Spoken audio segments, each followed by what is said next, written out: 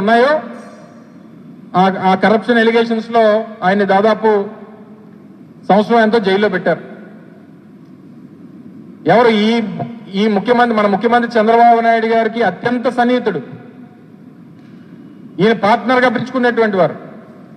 Singapore ఈశ్వరను, Andhra Chandrababu గారు ఇద్దరు కవల పిల్లలు అని చెప్పి తిరిగినటువంటి వారు. ఆయన్ని తీసుకుని వెళ్ళి సింగపూర్ లో కరప్షన్ ఎలిగేషన్స్ మీద జైల్లో పెట్టారు. మనందరికీ తెలుసు, ఏషియాలో least corrupt practices, most transparent government ఏదన్నా ఉందనంటే సింగపూర్ గవర్నమెంట్. ఆ సింగపూర్ దేశం